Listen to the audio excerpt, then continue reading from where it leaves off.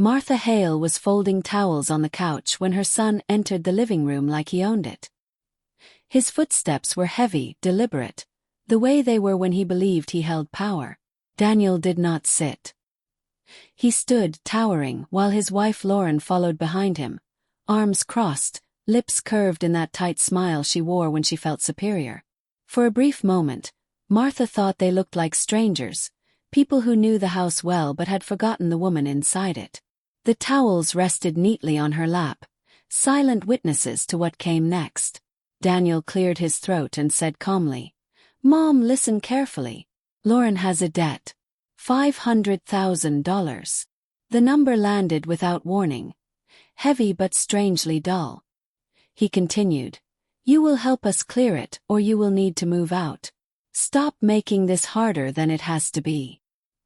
His voice was even, almost polite, like he was asking her to pass a dish across the table. Lauren laughed softly and added, "Why are you even holding on to this house? You are not going to live forever. Stop being selfish." The word selfish hit harder than the number ever could. Daniel shook his head and said, "Do not play the victim. You live here because we tolerate it. Do not forget that." Tolerate. Martha felt it echo inside her chest. She had given birth to that voice, soothed it through fevers, fed it with overtime wages, protected it from the world. Now it stood before her, explaining her presence like a burden. She stared at the folded towels, neat and obedient, everything she had been for most of her life, and felt the shock settle deep. The pain was not the money. It was how easily her son said, "Move out," as if she were trash waiting for disposal. Martha glanced at the doorframe where her late husband once marked their family's height with pencil lines. This was her house, yet she was being given an ultimatum inside it. Daniel kept talking, explaining timelines and consequences, but she stopped listening. Her mind clung to one sentence and refused to let go. "Move out. Not we need help. Not can we talk. Just move out." Lauren sat comfortably, already imagining her absence. Lauren crossed her legs and said, "We are not asking for much. You should be grateful we even let you stay this long." Gratitude had become a weapon. Martha wanted to respond, to defend herself, but her throat tightened. She had learned silence was safer when people had already decided who you were. Daniel looked at her like a problem he was tired of managing. That was when she understood this was not about debt. It was about control. She nodded slowly, not in agreement, but to make them believe she was small. Daniel exhaled, relieved. "Good," Daniel said. "We will handle the paperwork tomorrow." Tomorrow sounded permanent in his mouth. When they left, Lauren brushed past Martha and muttered, "It is about time." The house returned to silence, but it was different now. Not peaceful. Threatened. Martha remained on the couch, staring at the towels until they blurred together. She realized then the ultimatum was not a negotiation. It was a declaration. They had already decided she was expendable. Explaining herself would not soften it. What they did not know was that she had spent her life preparing for moments like this. She touched the arm of the couch and whispered, "This is my house." Hatred had not appeared overnight. It had been built carefully, year by year, through moments disguised as misunderstandings. The first crack came when Daniel was 22 and believed adulthood could be fast-tracked. He arrived excited, waving papers, describing a business idea that shifted shape every time he spoke. He wanted money, a large amount, immediately. Martha listened and asked questions. The answers slid away without settling. She told him she loved him but would not give him that money. His face hardened instantly. "You do not believe in me," Daniel shouted. That sentence followed her for years. When the plan collapsed and others lost money, none of it mattered. What mattered was that she had said no. From then on, she was no longer careful or wise. She was cold, unsupportive. A woman who clutched her purse too tightly. Saying no turned her into a villain. Years later came the wedding everyone claimed she tried to ruin. Daniel wanted money again, this time from her retirement savings. She did not refuse immediately. She asked questions. She listened. Something felt quietly wrong. Martha checked records, not dramatically, just carefully. She found unpaid loans, shifting names, debts that appeared and vanished. She told Daniel to slow down. He exploded. "You are jealous," he said. "You cannot stand seeing me happy." The family echoed him. They said she was controlling, that she wanted to keep him small. Daniel married anyway. Years later, the money was gone, and so was the woman. No one apologized. No one admitted Martha had been right. Instead, they blamed her for not stopping it harder. In her family, guilt always landed where it was easiest. Lauren arrived later, confident and polished. She collected admiration the way others collected savings. From the beginning, she expected praise. Martha offered politeness instead. That alone made Lauren uneasy. Once, Lauren asked what Martha thought of her new car, purchased on credit she could barely afford. Martha said gently, "It is beautiful but expensive." That was all. Later, Daniel said Lauren felt attacked. From then on, every word Martha spoke became criticism. Silence became passive aggression. Speaking became negativity. Lauren said Martha looked down on her. The truth was simpler. Martha did not flatter her. And Lauren could not forgive that. Over time, Lauren turned Daniel with careful comments. "Your mother does not like me. She thinks she is better than us." Daniel wanted peace in his marriage, so he chose the version of reality that required least effort. The house became the final battleground. Years earlier, Daniel asked to be added to the deed. He said it was a formality. Martha asked her lawyer and learned the cost of such generosity. She said no. Daniel smiled in front of her and raged behind her back. Relatives said she was selfish. No one asked why love required paperwork. From that point, every boundary Martha set became evidence of cruelty. Looking back, she saw how neatly it fit together. She was hated because she would not serve as endless supply. She did not disappear when convenient. She did not sacrifice loudly enough. In a family that measured love by how much you surrendered, she was dangerous because she kept parts of herself intact. By the time they demanded the house and the money, they had rehearsed their justifications for years. She was no longer a mother. She was an obstacle. Obstacles existed to be removed. The dinner was not meant for warmth. Lauren invited witnesses, people who would nod on cue. Papers waited beside Daniel's plate. Wine was poured for everyone except Martha. "Let us eat first," Lauren said sweetly. "Then we will talk like adults." Martha understood this was a hearing. Lauren began softly. "When someone lives under a roof, they have responsibilities." Daniel added, "Mom, do not embarrass me. Sign the papers." He slammed his hand on the table. Lauren leaned forward. "If you loved your son, you would pay the debt." Martha felt heat rise, not shame but clarity. They spoke about her as if she were not present, listing flaws, failures, sacrifices never enough. When Martha asked for respect, they called it selfishness. She realized they were not angry at refusal.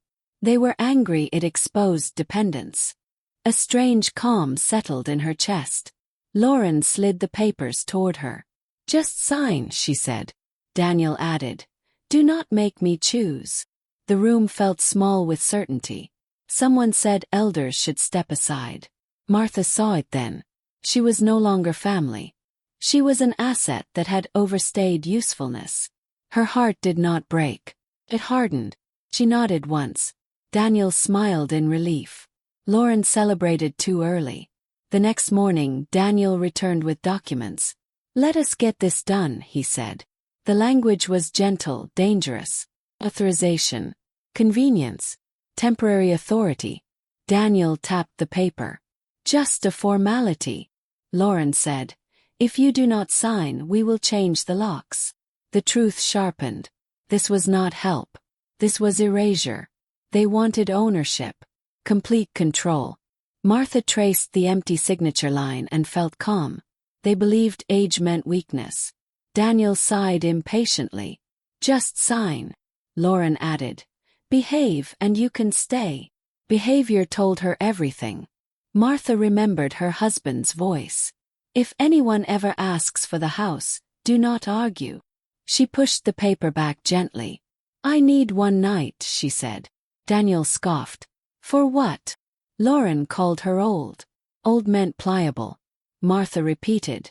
One night. They left irritated, imagining locks changed, victory near. Martha sat alone, coffee cold. She opened the drawer they never searched. By afternoon, a locksmith arrived with Lauren. Just testing the lock, Lauren said. Martha spoke calmly. This is my house. Lauren waved her off. She is confused. The locksmith hesitated and left. Lauren stormed through the bedroom, tossing belongings aside. Lauren grabbed a box from the closet. Inside were letters, a watch, memories. She dropped it carelessly. Something inside Martha broke, quietly, completely. Please, Martha whispered. Lauren rolled her eyes. That night Martha packed. Not loudly. Not dramatically. She took documents, jewelry, the watch, letters. By morning the house was empty of her. Daniel returned to silence. No note. No forwarding address. Just absence. Weeks passed. Months. Calls went unanswered. The house remained, but control slipped. When legal papers arrived months later, Daniel learned the truth. Martha had not surrendered. She had disappeared on her own terms. Daniel discovered the truth on a quiet Tuesday morning, the kind that usually passed without consequence. He stood in the kitchen holding a thick envelope stamped with a legal seal, rereading the first paragraph as if the words might change. This has to be a mistake, he muttered. Lauren snatched the papers and scanned them quickly, her face tightening. She transferred everything, she said. The house, the accounts, all of it, into a trust. Daniel slammed the counter. She tricked us. Lauren's voice dropped. No. She outplayed us. For the first time, fear replaced confidence. The lawyer explained calmly over speakerphone. Your mother followed instructions set years ago. The trust is irrevocable. You have no authority. Daniel interrupted angrily. She lives here. That has to count for something. The lawyer replied. She lived there. Past tense. Lauren paced the room, heels clicking sharply. Find her, she said. This is elder manipulation. The lawyer paused. Sir, your mother initiated everything herself. There is no evidence of coercion. Silence followed. Daniel stared at the wall, remembering the nod he had mistaken for surrender. For the first time, he realized he had misunderstood her completely. Martha woke each morning to quiet that felt earned. Her small coastal apartment smelled like salt and fresh coffee. The woman downstairs waved when she passed. No one demanded anything from her. She walked slowly, intentionally, rediscovering her breath. At the market, a cashier asked, "Paper or plastic?" Martha smiled. "Paper, please." Simple choices felt luxurious now. At night, she reread her husband's letters, hearing his steady voice again. "You did the right thing," she whispered to the empty room. Her phone buzzed with missed calls she did not answer. Silence, she had learned, could be an act of self-respect. Daniel left voicemail after voicemail. "Mom, call me." Then frustration crept in. "You took this too far." Then desperation. "We can fix this." Lauren's messages were sharper. "You embarrassed us. You owe your son." Martha listened once, then blocked the numbers. She had said everything she needed with her absence. One afternoon she met her lawyer for tea. "Are you comfortable?" he asked. Martha nodded. "For the first time in years." He smiled. "Then you're exactly where you should be." She walked home slowly, sunlight warming her shoulders, feeling no need to rush back into a life that had tried to erase her. Weeks later, Daniel sat alone in the house that no longer felt like victory. The rooms echoed differently now, hollow and accusing. Lauren complained constantly. "None of this would have happened if you'd handled her better." Daniel snapped back.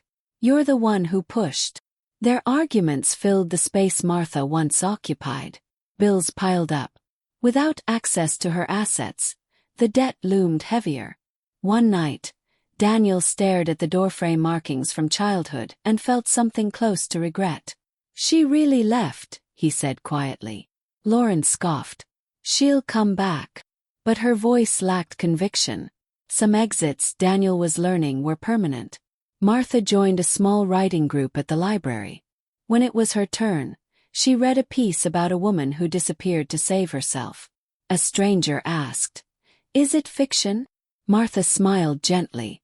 "Some stories don't need labels." Afterward, an older man said, "That took courage." Martha replied, "It took practice." She began volunteering twice a week, organizing donations, listening to stories like her own. People thanked her for being firm, calm, present. She slept better, laughed more. In reclaiming her time, she discovered something unexpected. Peace was not loud or dramatic. It arrived quietly and stayed. Daniel tried once more. He sent a letter this time, handwritten, awkward. "I don't understand why you did this," it read. Martha folded it carefully and placed it in a drawer without responding. Understanding was not a requirement for boundaries. One afternoon she met her neighbor for tea. "Do you have children?" the woman asked. Martha paused, then said, "Yes. And I love them." The woman smiled. "Love doesn't mean surrender." Martha nodded. She had spent years confusing endurance with devotion. Now she knew better. Love, real love, did not demand self-erasure. And anyone who required that was not owed access to her life. Months passed. Seasons shifted. Martha planted herbs on her balcony and watched them grow. Each leaf felt like proof of survival. When the anniversary of her husband's death arrived, she visited the shore and spoke aloud. "You were right," she said softly. The wind answered. She did not feel lonely. She felt accompanied by herself. Back in the city, Daniel's marriage strained under pressure. Without Martha as a buffer, every fault sharpened. Lauren blamed him. He blamed circumstance. Neither looked inward. Martha, meanwhile, learned how light life could feel without constant negotiation. She had not disappeared. She had arrived somewhere better. Daniel finally saw his mother months later at a cafe by chance. She looked different. Lighter. Calmer. "Mom," he said, uncertain. Martha met his eyes without fear. "Daniel." He cleared his throat. "We should talk." She replied evenly. "We are talking." He gestured helplessly. "You hurt us." Martha tilted her head. "You tried to remove me from my own life. That hurts more." Silence stretched. Lauren waited across the street, arms folded. Daniel swallowed. "I didn't think you'd really leave." Martha answered softly. "That's why I had to." She stood, wished him well, and walked away without looking back. Daniel watched her go, realizing too late that control had cost him connection. Lauren approached, annoyed. "Did you fix it?" Daniel shook his head. "No," she snapped. "Then what good was this?" He had no answer. For the first time, he wondered how many moments he had mistaken compliance for love. Home, the house felt colder. The walls no longer protected him from consequence. Meanwhile, Martha returned to her apartment and brewed tea, hands steady. She had spoken her truth calmly and left without begging. That alone felt like victory. She had learned that closure was not something others granted. It was something she chose. Martha wrote a letter that night, not to Daniel, but to herself. "You are allowed to leave places that harm you." She read it aloud twice, then folded it neatly. The next morning, she mailed it to no one and felt lighter for it. She attended a community dinner and laughed when someone spilled soup. Life continued in small, generous ways. No one asked her for money. No one demanded silence. Her value was no longer measured by sacrifice. She had once feared being alone. Now she understood the difference between loneliness and freedom. One was absence. The other was choice. She had finally chosen herself. Daniel's calls stopped eventually. Martha noticed the quiet but did not mourn it. Some distances were healthy. She focused on mornings filled with purpose and evenings without dread. When asked about family, she spoke honestly but without bitterness. "We are learning separately," she would say. People nodded, understanding more than they asked. One day, a young woman thanked her for sharing her story. "It helped me leave," she said. Martha smiled, touched. She had not planned to become an example, but she accepted it. Survival stories mattered. Especially the quiet ones. Especially the ones where strength looked like walking away instead of staying too long. Daniel eventually sold the house. It felt smaller without Martha's presence anchoring it. He signed papers with a strange heaviness, realizing the place had never truly belonged to him. Lauren complained the entire time. "We should have gotten more," she said. Daniel stared at the empty rooms and thought, more of what? Control. Validation. Silence. He did not answer her. Somewhere between resentment and regret, he recognized his own failure. Not as a son who needed help, but as a man who demanded obedience instead of offering respect. Martha never heard about the sale. She did not need updates on lives she had chosen not to live anymore. Martha celebrated her birthday quietly that year. A cupcake, a candle, a handwritten card from a neighbor. "You matter," it read. She laughed softly and said aloud, "I know." She walked by the water afterward, watching reflections ripple and fade. Aging no longer frightened her. Power she had learned did not disappear with years. Sharpened. She felt grounded in ways she never had while constantly accommodating others. The world had not ended when she left. It had expanded. For the first time, her future belonged entirely to her. No ultimatums. No negotiations. Just days she chose deliberately, one after another. One evening, Martha received an email from Daniel. Short. Careful. "I'm sorry," it read. No explanations. No request. She reread it slowly. Apologies did not rewrite history, but they acknowledged it. Martha did not reply immediately.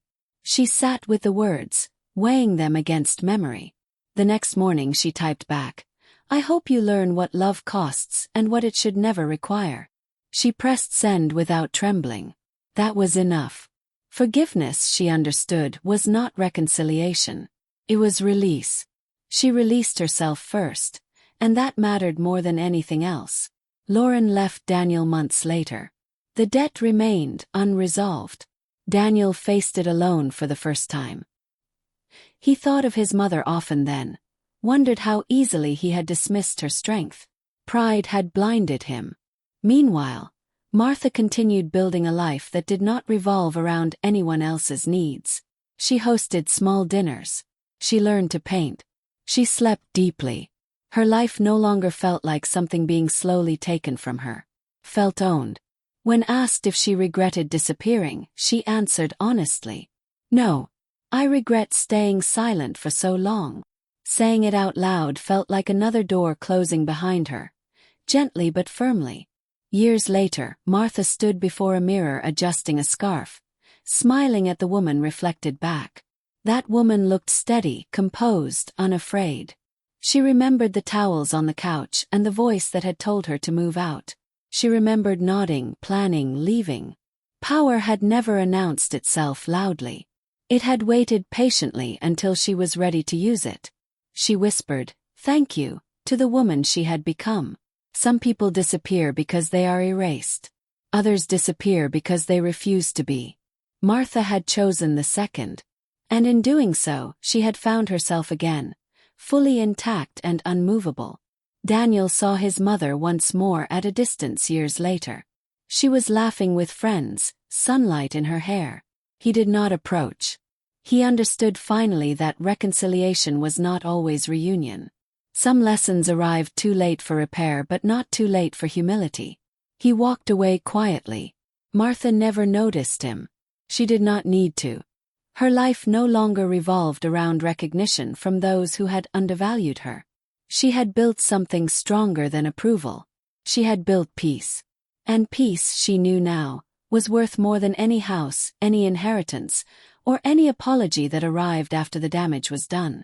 Martha's story traveled quietly through conversations, letters, and shared moments. Women recognized themselves in it. Men reflected uncomfortably. She never dramatized it. She told it plainly, the way truth preferred. "I left," she would say. "And I survived." That was enough. Her days filled with small rituals that felt sacred. Morning walks, evening tea, books read slowly. No one rushed her. No one threatened her shelter. She lived lightly but firmly. When asked what she learned, she answered, "That dignity is not something you ask for. It is something you protect." And she protected it fiercely every single day. In time, Martha stopped thinking of herself as someone who had disappeared. She had simply stepped out of a story that no longer honored her. New chapters formed quietly. She celebrated anniversaries no one else remembered. She grieved without being rushed. She laughed without being questioned. Her life became her own measure of success. When people spoke about family, she listened without flinching. Family, she understood, could be chosen through respect as much as blood. She did not regret motherhood. She regretted being taught that love required self-destruction. She unlearned that lesson carefully, replacing it with something steadier, something that lasted. On a calm afternoon, Martha wrote her final note about the house she once lived in. "It was never just wood and walls," she wrote. "It was proof I existed." She closed the notebook and placed it beside others filled with her thoughts. One day she might share them, or she might not. Her worth no longer depended on being heard. She had learned that survival was not loud. It was deliberate. It was quiet. It was choosing yourself even when others accused you of selfishness. Especially then. Martha looked out her window and smiled. The world had not ended when she disappeared. It had finally made room for her. Years later, Martha's life was unrecognizable from the one she left behind. Not because it was grand, but because it was hers. She woke without fear, slept without tension, spoke without shrinking. When asked if she would do anything differently, she paused thoughtfully. "I would leave sooner," she said. That answer surprised people, but it felt honest. Staying had cost her years. Leaving had given them back. She had learned that walking away was not weakness. It was clarity. And clarity, once gained, never truly left. It settled into her bones, guiding her quietly forward, reminding her who she was before the world tried to redefine her. Martha never returned to the house. She did not need to. Home had followed her. It lived in her routines, her boundaries, her calm. The night she folded towels on the couch felt distant now, like the opening scene of a story that ended well. When people asked how she found the courage to disappear, she answered simply, "I remembered who paid for everything." The truth was gentler and stronger than revenge. She did not vanish. She reclaimed herself. And in a world that tried to take quietly, she learned the most powerful response was leaving loudly in silence, carrying dignity where no one could take it away again.